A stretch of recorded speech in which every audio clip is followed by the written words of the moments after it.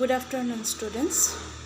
আজি তোমালোকক নৱম শ্ৰেণীৰ এটা পাঠ পঢ়াম সংস্কৃত বিষয়ৰ জন্মভূমি।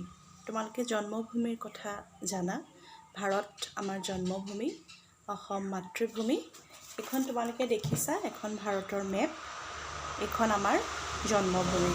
আমি সকলো ভাৰতবাসী। গতিকে আজি তোমালোকক এই জন্মভূমিৰ বিষয়ে ভাৰতবৰ্ষৰ যিখিনি সভ্যতা সংস্কৃতি সেইখিনিৰ ওপৰত অকণমান আমি আলোচনা কৰিম। তোমালোকৰ বিশেষ পাঠ জন্মভূমি। শুনি যাবা তোমালোকে। ভাৰতম অথবা ভাৰতবৰ্ষম अस्माकं জন্মভূমি। ইয়াৰ মানে ভাৰত অথবা ভাৰতবৰ্ষ হৈছে আমাৰ জন্মভূমি। জননী ইব জন্মভূমিৰ অপি अस्माकं পূজনীয়া ভৱতি। জননী আৰু জন্মভূমিয়েই আমাৰ পূজনী। এই জন্মভূমিখন আমাৰ সদায় পূজনীয়। বয়ম অত্ৰ দেশে জাতাহ বসামহ ছ। আমি সকলো এই ভাৰতবৰ্ষত জন্ম হৈছোঁ আৰু আমি সকলোৱে ইয়াতে থাকোঁ। অত্ৰ ছ উচিত্বা সৰ্বম সুখম লভামহে। আৰু এই ভাৰতবৰ্ষতে আমি থাকি ইয়াৰ সুখ আমি লাভ কৰোঁ। अस्वैव देशस्य जलेन वायुना फलमूल शस्यादिभिः च वयं परिपुष्टः परितुष्टः हृष्टः च भवामः। অৰ্থাৎ এই দেশৰ अस्यैव देशस्य এই দেশৰ জলেন পানীৰ দ্বাৰা বায়ুনা বায়ুৰ দ্বাৰা ফল মূল শস্যাদিভিः ফল মূল আৰু শস্য আদিৰ দ্বাৰা চ বয়ম পৰিপুষ্টः এইবিলাক খায়ে আমি পৰিপুষ্টি লাভ কৰোঁ। পৰিতুষ্টः পৰিতুষ্টি হওঁ। হৃষ্টः চ ভৱামহ ইয়াৰ পৰা আমি কি হওঁ, আমাৰ সন্তুষ্টিও লাভ হয়। ইয়ম ভাৰত জননী अस्माकं কৃতে নানাবিধানি বস্তুনি উৎপাদয়তি। এই ভাৰতবৰ্ষ ভাৰত মাতৃ জননী আমাৰ বাবে নানাবিধ বস্তু উৎপাদন কৰে। অৰ্থাৎ এই ভাৰতবৰ্ষতে আমি বিভিন্ন ধৰণৰ বস্তুৰ উৎপাদন আমি দেখিবলৈ পাওঁ। তাত যথা সেইবিলাক হৈছে বৃক্ষলতাভ্যঃ কাষ্ঠানি তথা ঔষধানি। বৃক্ষলতাৰ পৰা গছৰ পৰা আমি কি পাওঁ, বিভিন্ন বনৌষধ আমি লাভ কৰোঁ, দৰৱ আমি পাওঁ। জলাত মৎস্যদয়ঃ পানীত আমি কি পাওঁ, পানীৰ পৰা মাছ উৎপাদন হয়, মাছ পাওঁ। তথা জলবিদ্যুৎ আৰু পানীৰ পৰা জলবিদ্যুৎ উৎপন্ন হয়। পৰ্বতেভ্যঃ আৰু পৰ্বতৰ পৰা শৈলজানি দ্ৰব্যানি শৈলজ দ্ৰব্য যিবোৰ পৰ্বত পাহাৰত হোৱা কিছুমান উদ্ভিদ বনস্পতি আমি পাওঁ। খনিত্ৰভ্যঃ খনিজযুক্ত বস্তু আমি পাওঁ। অংগাৰ মৃত্তিকা এঙাৰ পেট্ৰল স্বৰ্ণাদি সোণ পেট্ৰল এইখিনি বস্তু আমি মাটিৰ তলৰ পৰা পাওঁ।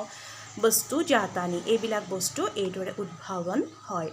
সাগৰেভ্যঃ সাগৰৰ পৰা বহুমূল্যানি ৰত্নানি ইত্যাদি বহুমূল্য ৰত্ন আমি সাগৰৰ পৰা পাওঁ। अस्माकं ভাৰতম জগতি এব প্ৰসিদ্ধং বৰ্ততে। আমাৰ এই ভাৰতবৰ্ষ সমগ্ৰ জগততে এখন প্ৰসিদ্ধ দেশ। अस्मदीया ইয়া সভ্যতা আমাৰ এই যি সভ্যতা পাশ্চাত্য ৰোমান সভ্যতায়াः অপি প্ৰাচীনতৰা अस्ति। পাশ্চাত্য দেশৰ ৰোমান আদি সভ্যতাতকৈও অতি পুৰণি বুলি বিদগ্ধ পণ্ডিতসকলে কৈ থৈ গৈছে। আমাৰ যি ভাৰতীয় সভ্যতা সেই বিভিন্ন পাশ্চাত্য সভ্যতা ৰোমান আদি সভ্যতাতকৈও বহু পুৰণি। সংস্কৃত তথা সংস্কৃতি ভাৰতবৰ্ষস্য দ্বে প্ৰতিষ্ঠে স্তঃ। সংস্কৃত বিষয় সংস্কৃত ভাষা আৰু আমাৰ ভাৰতীয় যি সংস্কৃতি সেয়াই হৈছে ভাৰতবৰ্ষৰ দুটা প্ৰতিষ্ঠা। সংস্কৃত ভাষায়া অত্ৰ বিৰচিতাः ঋগ্বেদः সমগ্ৰায়াः পৃথিৱ্যাः এব প্ৰাচীনতমः গ্ৰন্থ। এই সংস্কৃত ভাষাত যিকেইখন গ্ৰন্থ ৰচনা কৰা হৈছে সেইকেইখন তাৰ ভিতৰত ঋগ্বেদ সমগ্ৰ পৃথিৱীৰ এখন প্ৰাচীনতম গ্ৰন্থ। আমাৰ ভাৰতবৰ্ষত পুৰণি গ্ৰন্থ বুলি ক'লে আমি বেদকেইখনকে বুজোঁ। সেই বেদৰ ভিতৰত ঋগ্বেদে হৈছে সমগ্ৰ জাতিৰ সমগ্ৰ দেশৰ ভিতৰতে বা পৃথিৱীৰ ভিতৰতে এখন প্ৰাচীনতম গ্ৰন্থ। अन्ये च शतसहस्रतः ग्रन्थाः कविमनीषिभिः युगे युगे प्रणीताः जाताः। সেই বেদৰ পিছতে শত সহস্ৰ গ্ৰন্থ কবি মনীষীসকলে যুগে যুগে প্ৰণীত কৰি আহিছে, ৰচনা কৰি আহিছে। अन्ये च तद यथा সেইবিলাকৰ ভিতৰত ৰামায়ণম, মহাভাৰতম, গীতা, ভাগৱত আদি পুৰাণানি, আয়ুৰ্বেদः, ব্যাকৰণম, জ্যোতিৰ্বিদ্যা, নাট্যশাস্ত্ৰম, দৰ্শনানি, কাব্যনাটকানি চ। আৰু সেই গ্ৰন্থসমূহৰ ভিতৰত হৈছে উল্লেখযোগ্য গ্ৰন্থসমূহ হৈছে ৰামায়ণ, মহাভাৰত, গীতা, ভাগৱত আদি পুৰাণসমূহ, আয়ুৰ্বেদ, ব্যাকৰণ, জ্যোতিৰ্বিদ্যা, নাট্যশাস্ত্ৰ, দৰ্শনশাস্ত্ৰ আৰু বিভিন্ন কাব্য নাটক আদি। एवं बहुविषयाः सन्ति ये चापि भारतवर्षस्य गौरवाय भवन्ति। এই বিষয়ে বহুতে মত পোষণ কৰে যে এই সকলোবিলাক মিলি পেলাই ভাৰতবৰ্ষ এখন গৌৰৱময় এখন দেশ। স্বদেশে সৰ্বেষাং কৃতে সুখ শান্তিদায়কাः ভৱতি। নিজৰ দেশখন সকলোৰে বাবে সুখদায়ক আৰু শান্তিদায়ক হয়। উক্তং চ, সেইবাবে কোৱাও আছে, স্বদেশে ইয়াদৃশী শান্তি দেশান্তৰে ন তাদৃশী। কোৱা হয় যে নিজৰ দেশত যি শান্তি পোৱা যায় সেয়া বেলেগ ক'তো পোৱা নাযায়। इति अस्मदेशस्य प्रशंसा मनुसंहितायां प्रोक्ता यथा। এই দেশৰ আমাৰ দেশৰ প্ৰশংসা মনুসংহিতাত এইদৰে কোৱা হৈছে, एतदेस्य प्रसूतस्य सकाशात् अग्रजन्मनः स्वस्वं चरित्रं शिक्षरेण पृथिव्यां सर्वमानवः। এই আমাৰ দেশত যিখিনি আমাৰ জন্ম হ'ল, যিখিনি প্ৰসূত হ'ল বা উদ্ভাৱন হ'ল, সেই আমাৰ অগ্ৰজসকলে আমাক যিখিনি দি থৈ গ'ল, নিজৰ নিজৰ চৰিত্ৰৰে শিক্ষা লাভ কৰি পৃথিৱীৰ সমগ্ৰ মানৱ সেই শিক্ষাসমূহ গ্ৰহণ কৰিয়েই বৰ্তি আছে।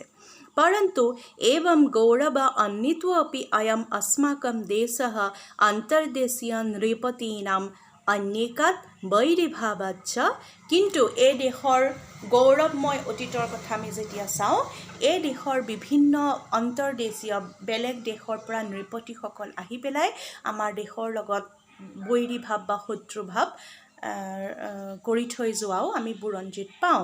চ ইছবিয়ে সপ্তদশ ৫৫তমে বৰ্ষে আংগলানাম বংশগতঃ।